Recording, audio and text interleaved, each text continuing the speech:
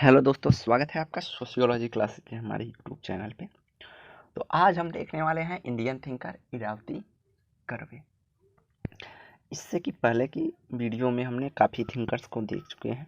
तो अगर अभी तक आपने नहीं देखा है तो आप दिसंबर 2023 करके हमारी यूजीसी नेट प्लेलिस्ट बनी हुई है, उसमें जाकर देख सकते हैं। तो आइए देखते हैं इरावती कर्वे के बारे में। इससे पहले की एक ज़रूरी सूचना ये है कि हमारे टेलीग्राम चैनल पर एक क्विज कराया जाता है, जहाँ पे 9 AM और 9 PM पर लाइव क्विज चलते हैं।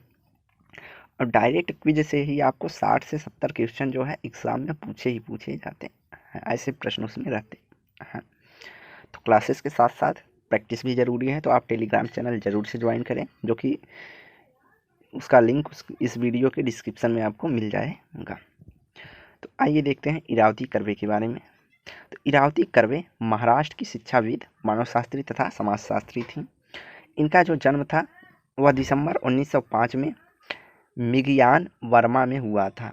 उनके पिता जो है इंजीनियर थे और अगस्त 1970 में उनका जो है देहावसान हुआ था, अर्थात इरावती कर्वे की मृत्यु जो है 1970 में हुई थी। इनके पति जो दिनकर थे वह शिक्षाविद थे और फर्ग्यूसन कॉलेज में प्राचार्य के रूप में कार्य करते थे। ये तो इनकी बेसिक जानकारी थी। अगला इन्होंने शिक्षा या कामकाज क्या किया। तो इरावती कर्वे ने विद्यालयी शिक्षा हुजूर पांगा पुणे में संपन्न किया। 1926 में दर्शन शास्त्र समाजशास्त्र के विषय में स्नातक फर्ग्यूसन कॉलेज से ही किया है। उन्होंने प्रसिद्ध समाज वैज्ञानिक GS घुरिये के साथ मिलकर शोध कार्य प्रारंभ किया और 2 लेख लिखे, एक फाकलोर और परशुराम, दूसरा चित्पावन ब्राह्मण। मोस्ट इम्पॉर्टेंट है, इनके लेख कौन कौन से हैं? फाकलोर ऑफ परशुराम तथा चित्पावन ब्राह्मण। उसके बाद 1928 में बम्बई विश्वविद्यालय से परास्नातक किया, अर्थात MA किया।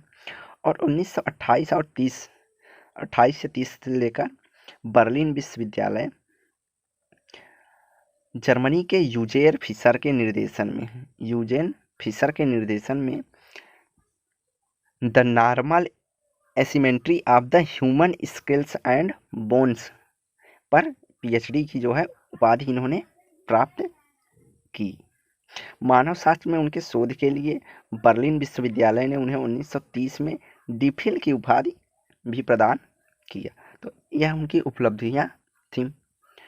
इनके अलावा दक्कन महाविद्यालय में वे कर्वे समाजशास्त्र एवं मानवशास्त्र की अध्यक्ष रही हैं। सेवानिवृत्ति तक वे पुणे विश्वविद्यालय से जुड़ी हुई रही थी। 1947 में राष्ट्रीय विज्ञान कांग्रेस के मानवशास्त्र खंड की एक अध्यक्ष के रूप में इन्होंने कार्य भी किया है।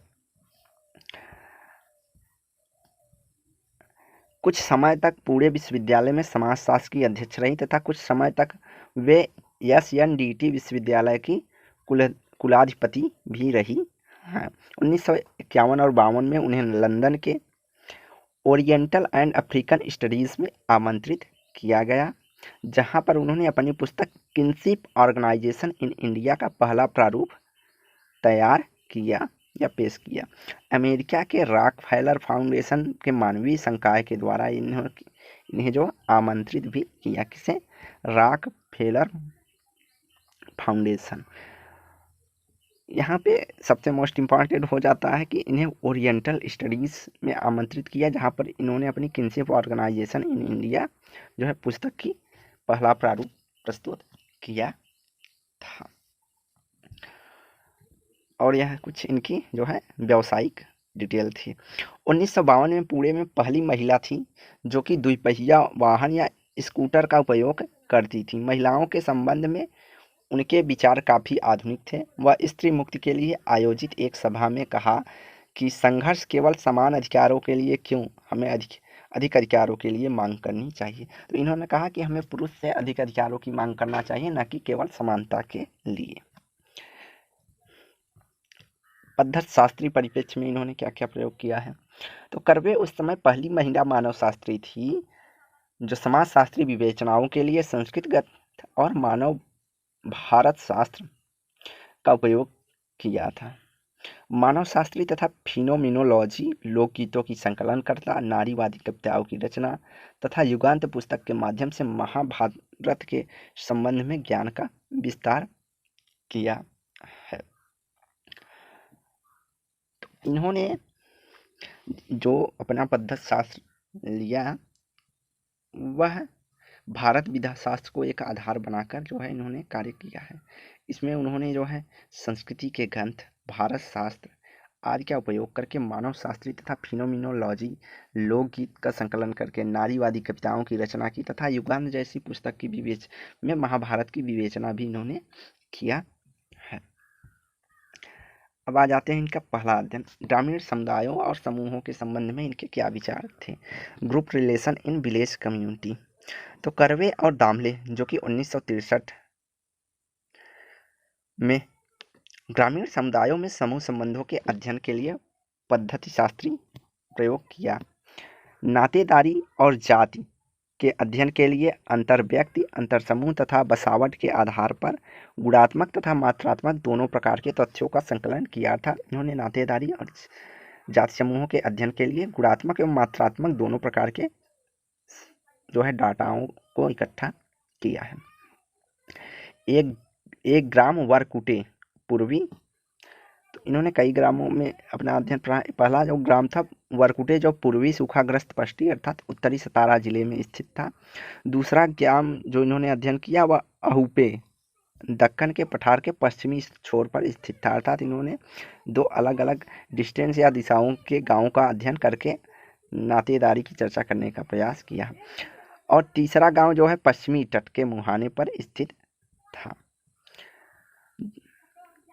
जातियों की 343 व्यक्तियों को अध्ययन में सम्मिलित किया। अर्थात इन्होंने 343 व्यक्तियों को अलग अलग जातियों के लोगों का अध्ययन किया। और वाड़ी को छोड़ दे तो अर्थात इन्होंने जो वाड़ी गांव है उसको छोड़ दे तो अधिकांश लोग 2 पीढ़ियों से अधिक समय तक गांव में रह रहे थे। अर्थात जहां एक गांव का अध्ययन कर रहे थे वहां पे कुछ लोग वाड़ी समुदाय के थे जिन्हें छोड़कर बाकी 2 या 2 से अधिक पीढ़ियों से एक ही गांव में रह रहे थे। उनकी शिक्षा कम थी, अस्पृश्य तथा आदिवासियों की अपेक्षा अस्पृश्य कम शिक्षित थे। तो इन्होंने संख्या में देखा कि जो अस्पृश्य या आदिवासी थे यह बहुत अधिक ज़्यादा अशिक्षित थे। सभी गांवों के पारिवारिक संरचना लगभग एक जैसी थी। अधिकांश लोग कृषि व्यवसाय जो है करते थे, कुछ लोग सेवा, कुछ लोग दस्तकार थे। वे चाहते थे कि उनकी संतानें पारंपरिक व्यवसाय के साथ जुड़ी रहे। तो इन्होंने गांव की जो संरचना है उसकी बात करते हुए कहा कि जो वहाँ के अधिकांश लोग थे वह व्यावसायिक रूप से कृषि से जुड़े हुए थे, कुछ लोग सेवा के रूप में जुड़े थे जैसे नाऊ कहार ये सब, और कुछ लोग चाहते थे कि उनकी जो पारंपरिक व्यवसाय है उनकी संतानें उसको आगे बढ़ाएं। अधिकांश गांवों में जमींदार काश्तकार एक ही जाति के थे। अर्थात उन्होंने बताया कि ज़्यादातर उच्च जातियों के ही लोग वहाँ पे काश्तकार थे, अर्थात एक ही जात से सम्मिलित थे। आर्थिक संबंधों पर निर्मित पारस्परिक अंतर्निर्भरता में लेखक ने जाति और नातेदारी की सीमाओं से परिचित था। उन्होंने कहा जो भोजन है वह अपनी जाति और नातेदारी तक ही प्रतिबंधित था। अर्थात व्यक्ति भोजन अपने रिश्तेदारों या अपनी ही जाति में करता था। कृषक एक व्यावसायिक लोग सारा गांव को नियंत्रण देता था, लेकिन अस्पृश्य एवं सेवारत लोगों की अपनी जाति तक सीमित होते थे। तो इन्होंने भोजन के संबंध में कहा कि अधिकांश लोग जो थे वह अपनी जाति या नातेदारी में ही प्रतिबिंबित थे। जैसे बड़े जाति वाले लोग जो थे वह कृषक जो लोग थे या व्यवसायी जो लोग थे वह सारे गांव को निमंत्रण देते थे, लेकिन जो अस्पृश्य या छूत दलित लोग थे वह केवल अपनी ही जाति में आमंत्रण दे सकते थे। अर्थात वह अपने से बड़े लोगों को आमंत्रण या अपने भोज में नहीं बुलाते थे।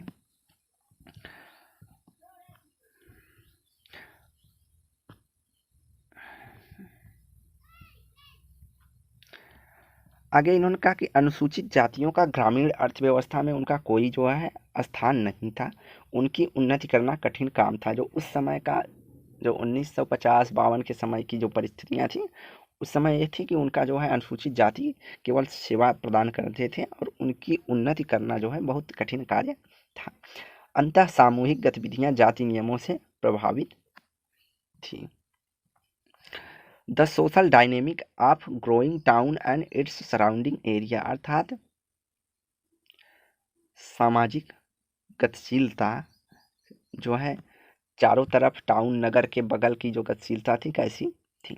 तो कर्वे और रनादिवे अर्थात रनाडे ने 1965 में सतारा जिले के फलटन में विकासशील छोटे शहर और उसके आसपास के परिवेश का अध्ययन किया। इसमें उन्होंने 23 गांवों को शामिल किया। यह अध्ययन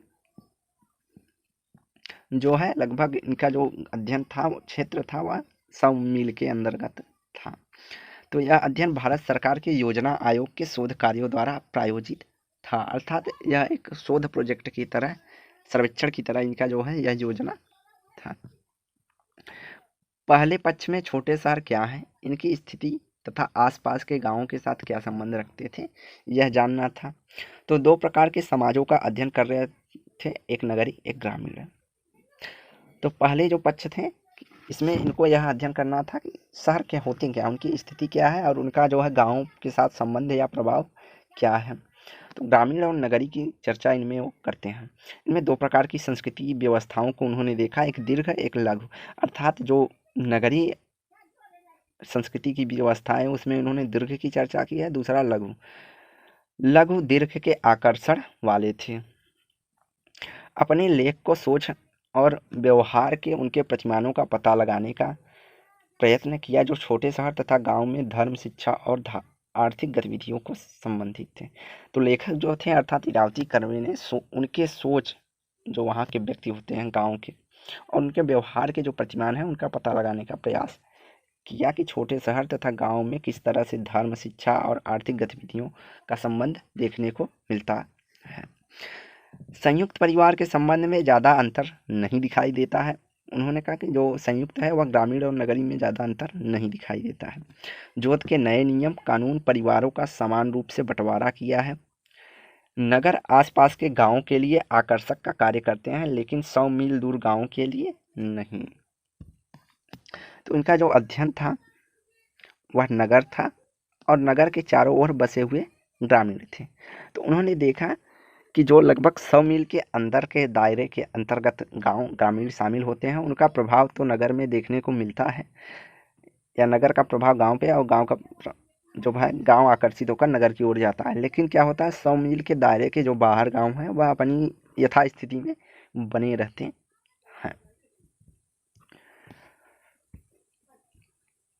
नगर एवं गांव की सुविधाओं में काफ़ी अंतर देखने को मिलता है, जैसे बाजार उद्योग विद्यालय। तो जहां नगर में बाजार की फैसिलिटी होती थी, उद्योग धंधे होते थे, अच्छे अच्छे विद्यालय होते थे, वहीं गांव में इनका जो है अभाव होता था। अध्ययन के दूसरे भाग में सरकार को वे सिफारिशें दी गई जिसमें नगर में सांस्कृतिक स्थान पर एक ऐसी सामाजिक यांत्रिक की कल्पना की जा सके जिससे सरकार परिस्थितियों में परिवर्तन कर सकती है। यह सोचा गया कि ग्राम और नगरीय केंद्रों को समान सुविधाएं मिलनी चाहिए, अर्थात सरकार को यह सिफारिशें की गई कि गांव में अच्छी सुविधाएं प्रदान की जाए, अर्थात चिकित्सा विद्यालय और रोजगार इन सबको गांव में प्रोवाइड करवाया जाए। ऐसा जो है इरावती कर्वे ने सरकार से सिफारिश की अपने इस पुस्तक के माध्यम से या लेख के माध्यम से। अगला है किनशिप ऑर्गेनाइजेशन इन इंडिया, जो पुस्तक है उन्होंने क्या चर्चा की है। तो यह मोस्ट इम्पॉर्टेंट हो जाता है क्योंकि यह सर्वाधिक पूछा जाने वाला पुस्तक है इरावती कर्वे का खास करके। तो इसका जो पहला प्रारूप हमने देखा कि लंदन में ही इन्होंने 1952 के आसपास जो है तैयार किया था। इस पुस्तक के संदर्भ में हुई हैमनडॉर्फ और लुईस ड्यूमा से कर्वे के विचार विमर्श किया, अर्थात इन्होंने जब वहाँ पे गए लंदन में तो वहाँ पर उन्होंने इनकी मुलाकात जो है हैमनडॉर्फ और लुईस ड्यूमा से हुई।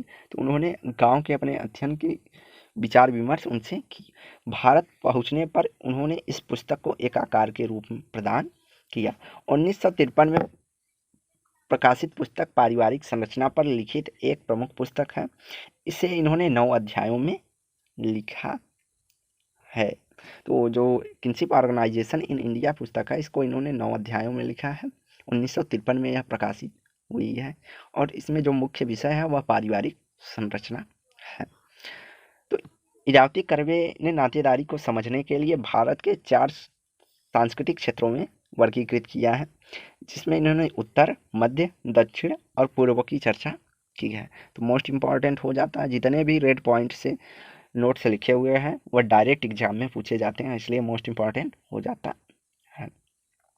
तो उन्होंने 4 प्रकार के सांस्कृतिक क्षेत्रों में भारत को बांटा है। यह पूछा जाता है कि उन्होंने भारत को नातेदारी के क्षेत्रों को कितने भागों में विभाजित किया है। तो उत्तर, मध्य, दक्षिण और पूर्व, अर्थात पश्चिम को छोड़कर इन्होंने 4 की चर्चा की है।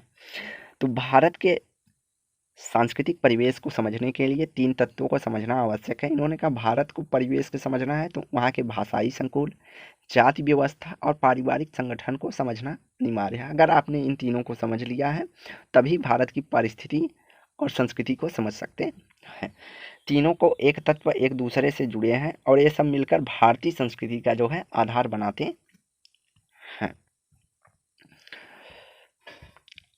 अगला है भारतीय भाषा संकुल। तो यह वह संकुल है जिसमें एक ही भाषा के अंतर्गत बोली जाने वाली बोलियों का समावेशन होता है। जैसे पहला और दूसरे संकुल में जो होते हैं उसमें संस्कृति और इंडो यूरोपियन भाषाएं शामिल की जाती हैं। तीसरे संकुल में इन्होंने द्रविड़ियन भाषा को सम्मिलित किया है और चौथे संकुल में इन्होंने आस्ट्रिक और पुंडारी भाषाओं का समावेशन किया है। अर्थात इन्होंने भाषाओं के रूप में भी 4 संकुलों में चर्चा की है। सांस्कृतिक और इंडो यूरोपियन भाषा संकुल, द्रविड़ियन भाषा संकुल और आस्ट्रिक और पुंडारी भाषा संकुल। हर भाषाई संकुल में संस्कृति के अलग अलग प्रतिमान और नातेदारी के अलग अलग स्वरूप देखने को मिलते हैं।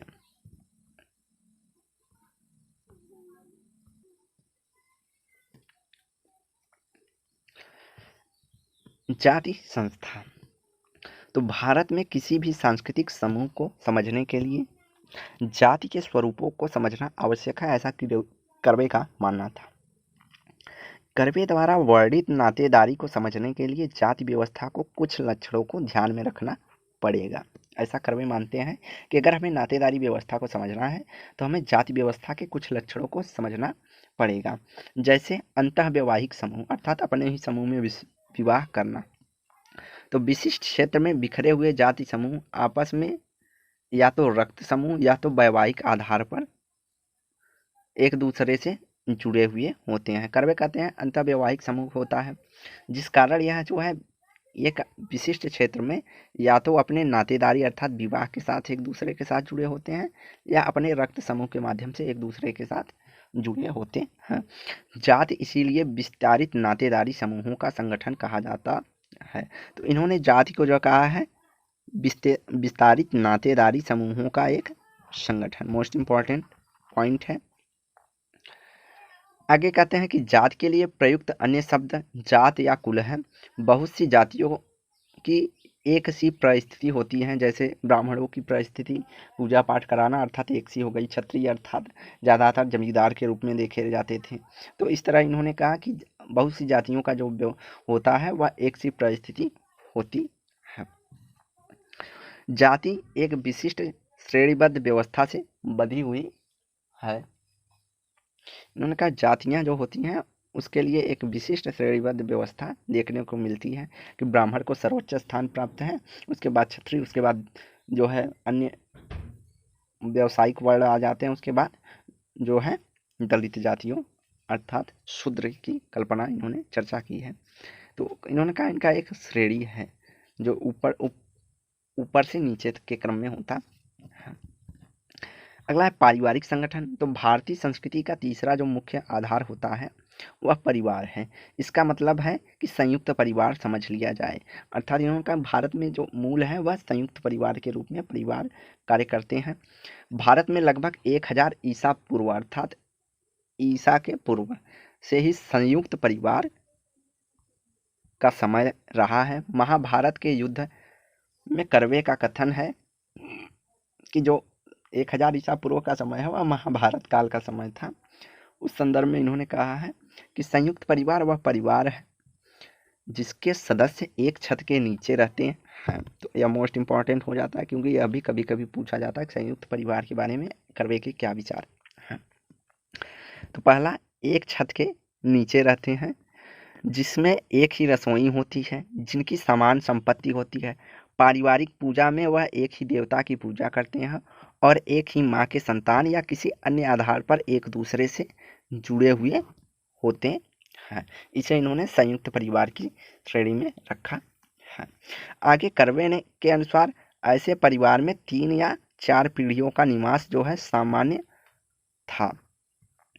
कर्वे ने ऐसे परिवारों का उल्लेख किया जो वंश के आधार पर एक दूसरे के साथ जुड़े हैं और गोत्र के आधार पर भी परिवार की बात की चर्चा जो है कर्वे करते हैं।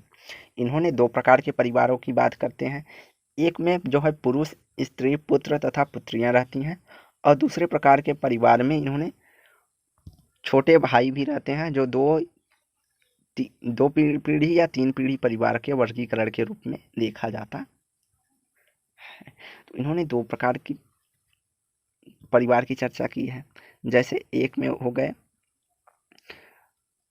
जैसे दादा, उनका बेटा और तीसरी पीढ़ी पोते पोती या पुत्र पुत्री, तो 3 पीढ़ी हो गए। और दूसरा हो गया 2 भाई और उनके परिवार, तो इस तरह के 2 परिवारों की इन्होंने चर्चा की है।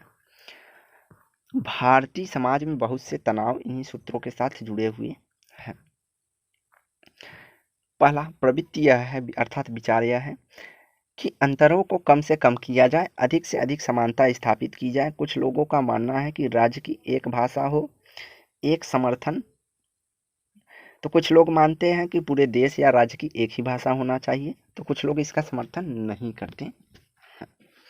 दूसरा, नए भारतीय राज्य ने जाति व्यवस्था संबंधित भेदभाव एवं जातियों के विशेषाधिकार को समाप्त करने के लिए कानून बनाए हैं।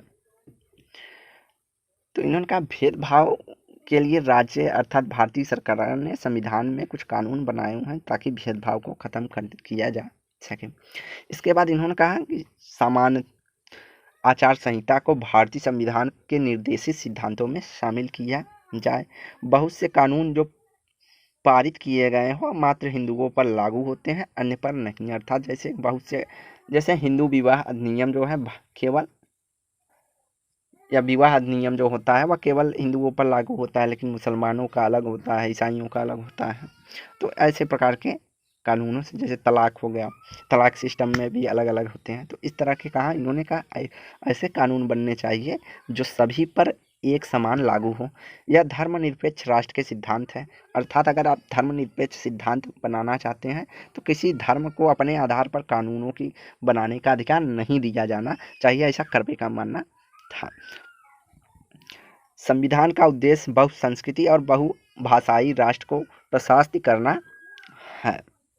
संविधान का उद्देश्य होता है कि बहुसंस्कृति और बहुराष्ट्रीय भाषा राष्ट्र को प्रशासित करना है, अर्थात संचालित करना है। तो सिद्धांतों में समानता देखने को मिलना चाहिए। अगला है शासन के लिए राज्य को व्यक्तियों के जीवन बदलने का अधिकार। भारतीय उपमहाद्वीप में विविधता वाला है और समानता की कोई भी मांग इस विविधता को प्रभावित कर सकती है। समानता का यह प्रश्न केवल प्रशासन के लिए उचित है, पर संस्कृति के लिए नहीं। तो इन्होंने कहा कि अगर हम कानून और नियम के लिए तो एक तरह से जो है समानता को लागू कर सकते हैं, लेकिन जो संस्कृति है, अलग अलग लोगों की अलग अलग संस्कृतियाँ पाई जाती हैं, उनको हम एक आधार पर नहीं देख सकते हैं, ऐसा कर्वे का मानना था। आगे हिंदू विवाह अधिनियम 1955 और हिंदू उत्तराधिकार अधिनियम की चर्चा इन्होंने किया है। कर्वे ने देखा कि मामा और चाचा के बच्चों के साथ विवाह करने का रिवाज दक्षिण भारत में तो है, लेकिन उत्तर भारत में नहीं। इन्होंने नातेदारी समूहों में देखा तो जो दक्षिण भारत में मामा और चाचा के बच्चों के साथ जो है आपस में विवाह का रिवाज देखने को मिलता है, लेकिन उत्तर भारत में जैसे उत्तर प्रदेश, दिल्ली, पंजाब, हरियाणा में ऐसा नहीं है। इन्होंने कहा महाराष्ट्र जैसे राज्यों में कहीं कहीं दोनों ही पाए जाते हैं, अर्थात कुछ नियम उत्तर भारत के भी और कुछ नियम दक्षिण भारत के भी देखने को मिल जाते हैं। और एकता और समानता दोनों अलग अलग चीज़ें हैं। संस्कृति के बहुत से पक्षों को नकार देना या उनकी अवहेलना करना गलत होगा। यह सलाह कर्वे की अवश्य होगी। इन्होंने कहा कि हमें संस्कृति के सभी पक्षों का ध्यान देना चाहिए, उनको नकारना नहीं चाहिए। कर्वे ने यह सलाह दिया। आगे कर्वे के अनुसार भाषा और भूगोल से निर्मित यही आकृतियां नातेदारी संगठन को समझने में मदद करती हैं। उत्तरी क्षेत्र में नातेदारी संगठनों के वर्णन को इन्होंने दो भागों में बांटा। एक संस्कृति और अंशतः या पाली बौद्ध साहित्य से जुड़ा हुआ था, और दूसरा अर्धघड़ी जो जैन साहित्य से इन्होंने संदर्भित किया है। संस्कृति में प्रयुक्त इस शब्दावली का प्रयोग आधुनिक नातेदारी शब्दावली को समझने के लिए इन्होंने कहा है। इन्होंने कहा कि जो संस्कृति में कुछ ऐसे शब्द होते हैं जिनको हम आधुनिक नातेदारी शब्दावलियों को समझने के लिए प्रयोग कर सकते हैं। दूसरे भाग में उत्तरी क्षेत्र में प्रयुक्त भाषा के आधार पर नातेदारी शब्दावलियों को समझने का प्रयास इन्होंने किया है। उत्तरी भारतीय भाषाओं में इन्होंने पंजाबी, सिंधी, बिहारी, हिंदी, बंगाली, असमिया और पहाड़ी को सम्मिलित किया है। तो उत्तरी क्षेत्र के नातेदारी संगठनों का आधार इन्होंने माना है कि उनके आधारों को समझने के लिए इन्होंने संस्कृति के शब्दावलियों से कहा कि जो उत्तर भारत में नातेदारी शब्दावलियाँ प्रयोग की जाती हैं वो ज़्यादातर सांस्कृतिक शब्दावलियों से उनकी उपज हुई है। और इस संदर्भ में उन्होंने जो भारतीय भाषाओं में जो है उत्तर भारत में शामिल करते हैं उसमें पंजाब, सिंधी, बिहारी, हिंदी, बंगाली, असमिया और पहाड़ी को सम्मिलित किया है। दूसरा इन्होंने मध्य क्षेत्र में चर्चा की है। तो इन्होंने जो 4 प्रकार के नातेदारी समूह या क्षेत्रों की विभाजित किया था भारत को, यहाँ पे वही है। दूसरा मध्य क्षेत्र का मध्य हिस्सा सम्मिलित होता है। मध्य क्षेत्र में इन्होंने राजस्थान, मध्य प्रदेश, गुजरात और महाराष्ट्र को शामिल किया है। इस क्षेत्र में अधिकांश लोग सांस्कृतिक भाषाओं का उपयोग करते हैं, अर्थात जिनकी मूल भाषा संस्कृति से जो उपजी हुई भाषाएं हैं उनको आधार बनाकर जो है अपना संचालन करते हैं। यद्यपि कुछ आदिवासी क्षेत्रों में जो है द्रविड़ मुंडारी भाषा का भी उपयोग किया जाता है। इस क्षेत्र में विशेष रूप से दक्षिणी क्षेत्र के संदर्भ में कुछ महत्वपूर्ण उत्तर देखे जा सकते हैं। उत्तर नहीं, अंतर। तो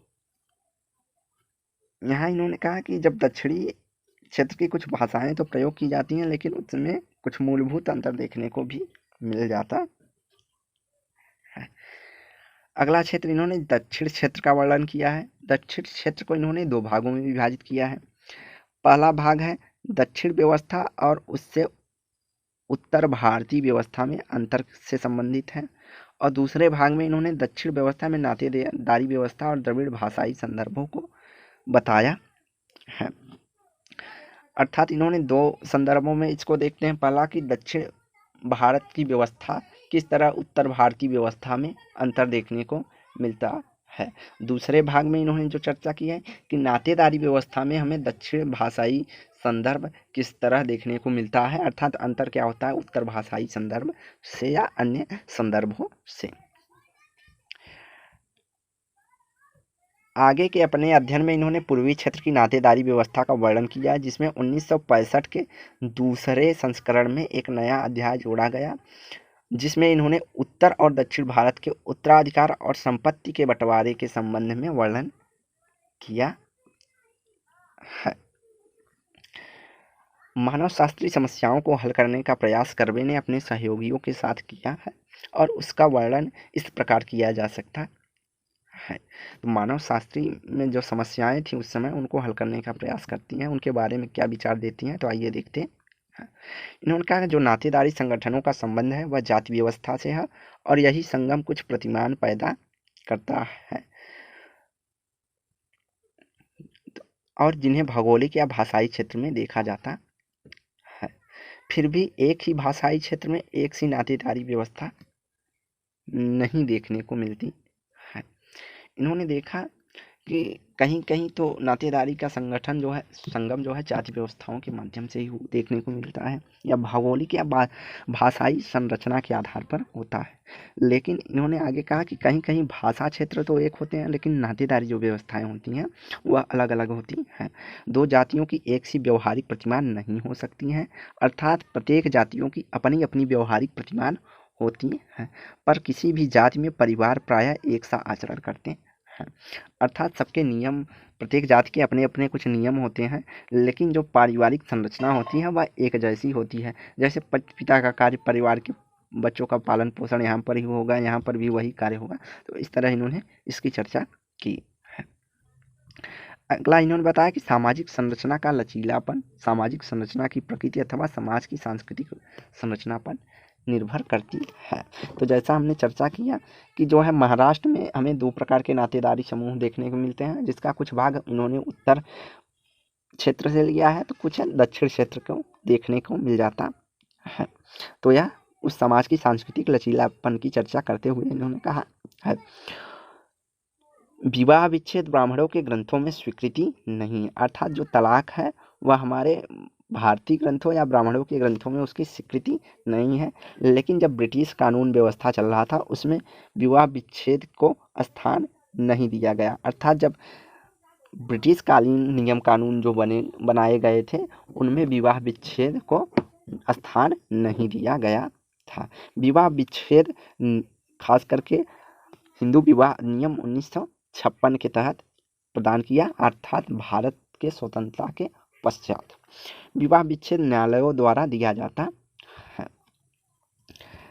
अगला, भारत के अधिकांश क्षेत्रों में परिवारों की इकाइयों में अधिकांशतः अपने देवता होते हैं जिनकी वे पूजा करते हैं, अर्थात इन्होंने कहा प्रत्येक क्षेत्रों में अपने अपने परिवार के जो है कुल देवता होते हैं जिनकी वह पूजा करते हैं। जाति अपने आप में ही बंद स्वायत्त इकाई है, किन्हीं मामलों में परिवार जाति के आचरणों से प्रभावित होता है। इन्होंने कहा जाति जो है अपने मामले में जो है एक बंद और स्वतंत्र इकाई होती है, और कुछ कुछ मामलों में जो है परिवार के आचरण जैसे जाति से प्रभावित होते हैं। आगे इन्होंने कहा संयुक्त परिवार जो है वह भावनात्मक तथा सामाजिक सुरक्षा प्रदान करते हैं। उद्योग प्रगति एवं नौकरियों की आकांक्षाओं ने संयुक्त परिवार में परिवर्तन उपस्थित किए हैं। तो यहाँ पे दोनों पॉइंट इसलिए इम्पोर्टेंट हो जाते हैं, कभी कभी कथन एवं कारण में यह क्वेश्चन पूछ लिया जाता है। अगला है नातेदारी व्यवस्था में इन्होंने वैवाहिक संबंधों का वर्णन भी विभिन्न संस्कृतियों में अलग अलग देखकर बताया है। उसके बाद इन्होंने कहा विवाह वह संस्था है जो परिवारों और जातियों के वंश के आधारों को स्थापित करती है। तो विवाह के संदर्भ में उनका क्या विचार था कि विवाह एक ऐसी संस्था है जो परिवार और जाति को एक वंश का निर्धारण दे। इन्होंने दो प्रकार के जो है उत्तराधिकार या संपत्ति के बंटवारे हस्तांतरण के लेकर चर्चा की है।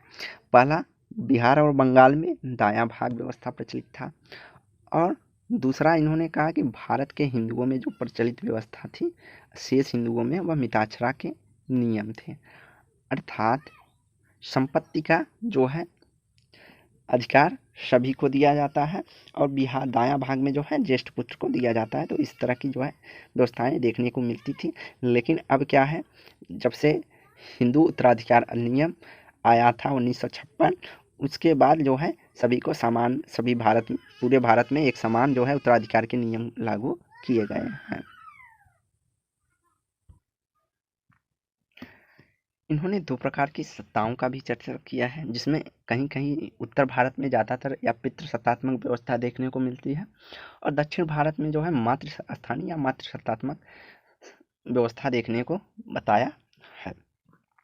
कर्वे ने यद्यप किसी सिद्धांत का निर्माण नहीं किया है, लेकिन जो कुछ भी उन्होंने चर्चा की है उस पर लेवी स्ट्रास की छाप देखने को मिलती है, अर्थात उन पर लेवी स्ट्रास के प्रभाव देखने को मिलता है। आगे, Yuganta end of the an epoch. Yuganta जो महाभारत के प्रमुख मिथकी चरित्र या नायक के ऐतिहासिक मानव शास्त्रीय तथा निरपेक्ष परिप्रेक्ष्य द्वारा किया गया चित्रण है, अर्थात आशा और भय के साथ जुड़ी कुछ तार्किक जांच या तार्किक अध्ययन था। जो महाभारत, जो ज्ञानता इनकी पुस्तक थी, इसमें इन्होंने महाभारत में जितने भी चरित्र हैं अर्थात जो भी पात्र हैं उनके चरित्रों की चर्चा की है। भारतीय सभ्यता के विद्यार्थियों का यह मानना है कि महाभारत देश की प्राचीन सभ्यता के संबंध में सबसे अधिक सूचनाबद्ध साहित्य है। अर्थात हमें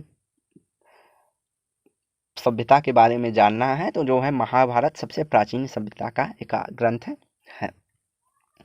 यह कुछ इतिहास है, कुछ मिथक है, कुछ परिकथाएं हैं और धार्मिक एवं दार्शनिक पुट है।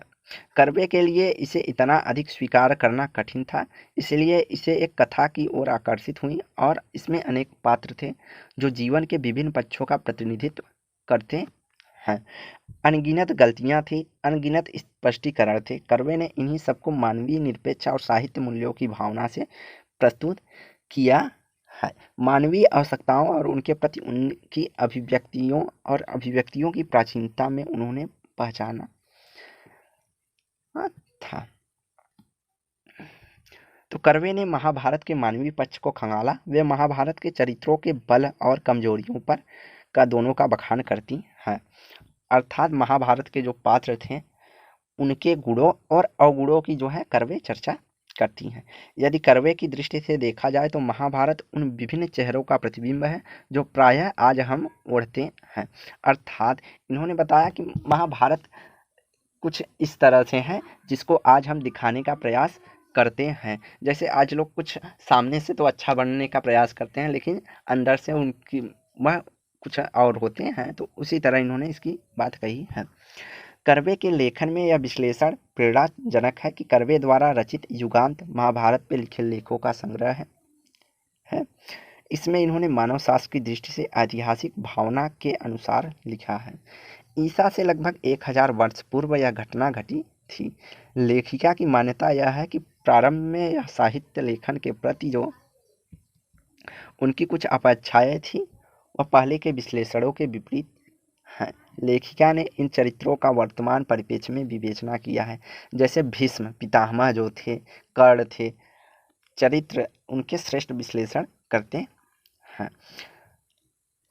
तो जो कर्वे थी उन्होंने अपनी युगांता में खास करके भीष्म पितामह, कर्ण, कृष्ण और कुंती और इन सब की जो है चर्चा की है, किस तरह यह लोग प्रभावित होते हैं और इनमें उन्होंने पितृसत्तात्मक सत्ता की छाप देखी और उसकी भी इन्होंने चर्चा की है कि किस तरह व्यक्ति अपने वंश का निर्धारण करने के लिए भीष्म पितामह वंश को चलाने के लिए कितने लोगों की जिंदगियां बर्बाद करते हैं और इन्हें समाजशास्त्र के पात्र में सबसे चरित्रवान व्यक्ति माना जाता है, लेकिन उनके पीछे का जो है अवगुण था उसकी चर्चा जो है इरावती कर्वे करती हैं। इसी तरह कर्ण के दोनों पक्षों की चर्चा करती हैं। मतलब जितने भी चरित्र की इन्होंने चर्चा की है उनके कर्ण की, उनकी जो है गुण की और अवगुण की दोनों की चर्चा की है। और यहाँ इन्होंने प्रयुक्त पद्धतियाँ, तो इरावती कर्वे ने किन किन पद्धतियों का उपयोग किया है, तो इन्होंने कोई गांव का अध्ययन करने के लिए क्षेत्रकार पद्धति, भारत शास्त्र अर्थात भारतीय विधा, आगमन पद्धति, द्विपक्षीय अध्ययन, पुरातत्व तथा ऐतिहासिक संदर्भ आदि का पद्धति का प्रयोग करके जो है अध्ययन करते हैं। इसमें इन्होंने भारत शास्त्र परिप्रेक्ष्य, लोक परंपराएं, सीरम शास्त्री, एथनोमेथोडोलॉजी परिवेश, मानव मितीय मापन, जीवाश्मी विश्लेषण आदि का भी प्रयोग किया है। प्रमुख इनकी पुस्तकें क्या हैं, तो पुस्तक मोस्ट इम्पॉर्टेंट हो जाता है। ज़्यादातर पुस्तकें ही पूछी जाती हैं, या तो उनके डिफिनेशन जैसे संयुक्त परिवार की विशेषता पूछी जाती है, या संयुक्त परिवार के बारे में उनके विचार क्या हैं, विवाह के बारे में उनके विचार क्या हैं, तो ये सब पूछा जाता है। तो किनशिप ऑर्गेनाइजेशन इन इंडिया इनकी जो है पहली पुस्तक थी जो 1953 में प्रकाशित हुई। The hills of west Khandesh या 1958 में आई है। हिंदू सोसाइटी एंड इंटरप्रिटेशन, इसके 2 एडिशन आए हैं, एक 1961 में, दूसरा 1968 में। इसके बाद group relation in village community 1963, the social dynamic of the growing town and its surrounding area.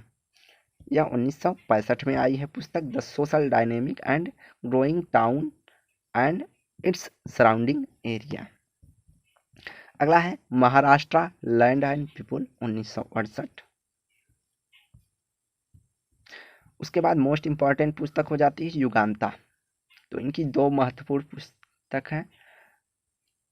पहला जो पुस्तक इनकी जो है किनशिप ऑर्गेनाइजेशन इन इंडिया जो है 1953 में जो आई है, यह मोस्ट इंपॉर्टेंट हो जाती है। दूसरी हो जाती है युगांता, ज़्यादातर पूछी जाने वाली पुस्तकें हैं। तो the Yuganta the end and an approach 1968।